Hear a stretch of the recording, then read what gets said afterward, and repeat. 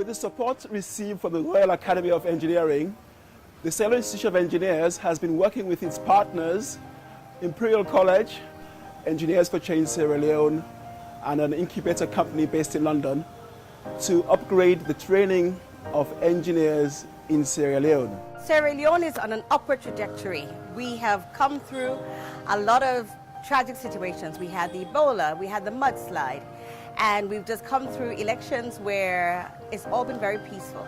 But one of the key things about Sierra Leone at the moment is that there's a lot of innovation going on and a lot of people using talents from across the world and bring their skills back to Sierra Leone.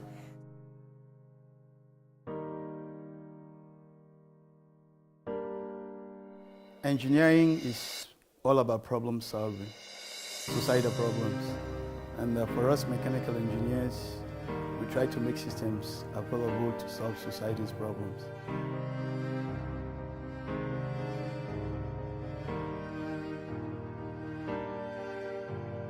An obvious need has been identified for engineers to develop skills in entrepreneurship and innovation. And to that end, we're seeking to launch a crowdfunding program to raise funds to buy key equipment to resource an incubator center at Frabe College, the University of Sierra Leone. Innovation and commercialization component of the Africa Catalyst program has raised a lot of interest and excitement, primarily because we think that's the future for especially young Sierra Leoneans.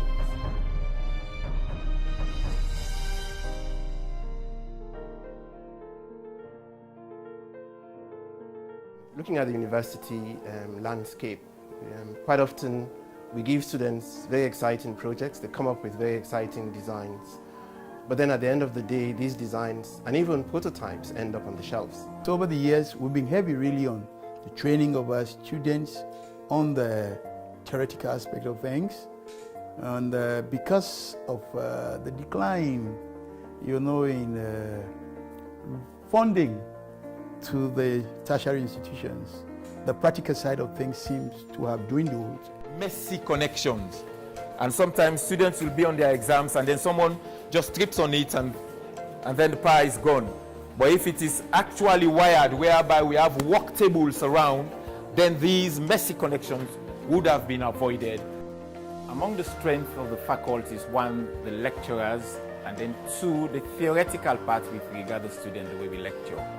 And students can actually give their best when it comes to theoretical aspect of the course. Really, engineering should not just be about, book work. It should be getting the students to get their hands dirty. I mean, you know what I mean? Get them doing things. We can see from the training that a whole lot of them, have what it takes. But if the support is not there, their training is going to be incomplete. I must hasten to mention that we do have quite a number of very talented students.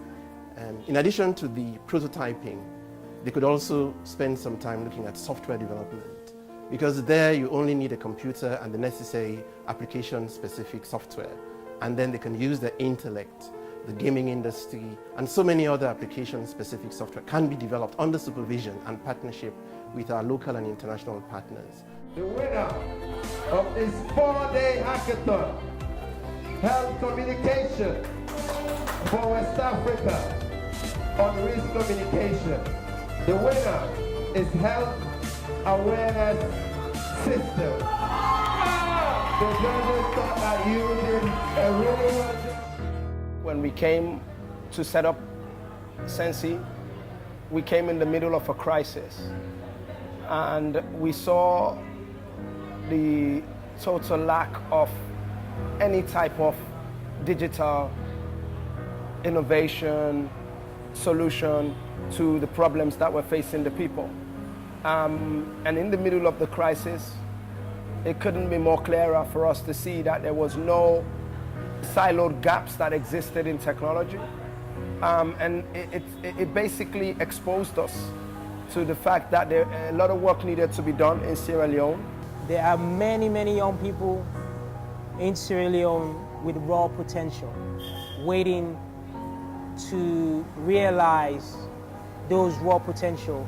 And the key thing about that is that most of this potential and most of these solutions and innovation they're coming up with in relation to the potential are things that are solving social problems.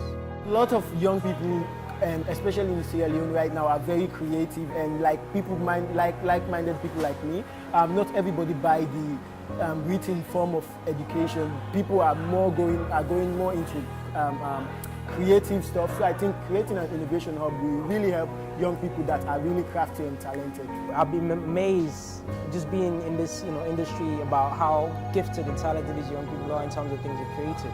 So having a space like this, it gives them a platform to actually demonstrate and explore and show that to necessary key decision makers and stakeholders that can help them realize those innovative ideas or those innovative creations that they've already had.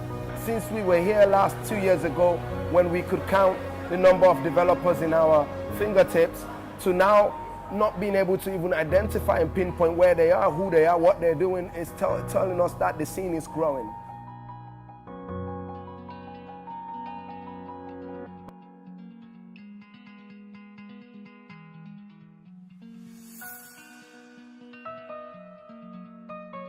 We can look at some of the machines.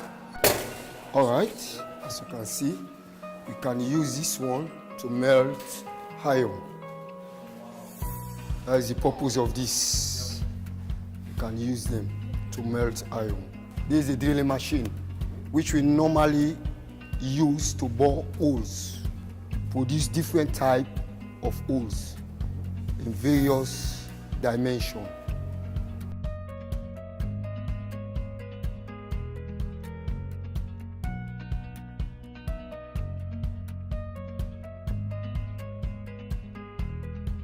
We can do a lot with whatever support can come in by way of,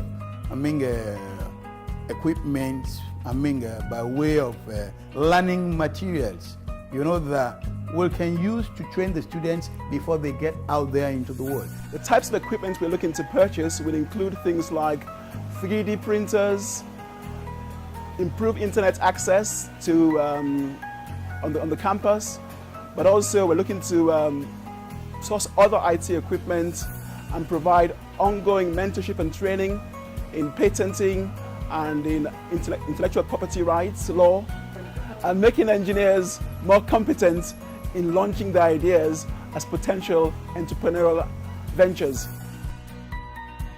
I'm very, very certain, I strongly believe that if investors can come to Sierra Leone and interact with our youths, they would see areas which can be promoted from the laboratory and the workshop to the commercial landscape.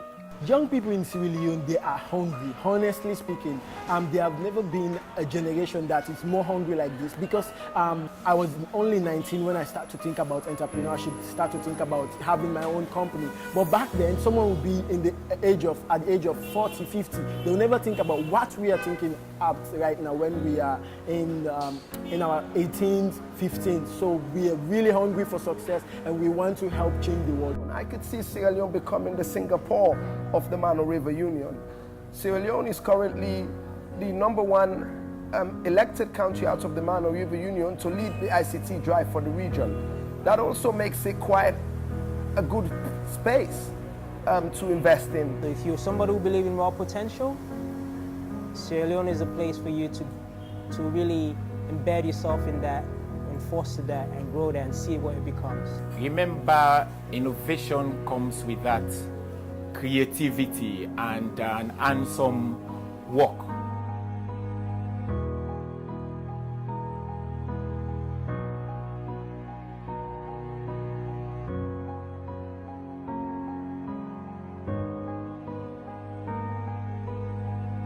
In terms of the development, as engineers, there's a lot that we can do and there's a lot that we're doing. We hope that in partnership with our friends in the UK and elsewhere, this can be put together in a well thought through package which would be of benefit to the university and of course to the students and the nation as a whole. this is a great time to support innovation in Sierra Leone.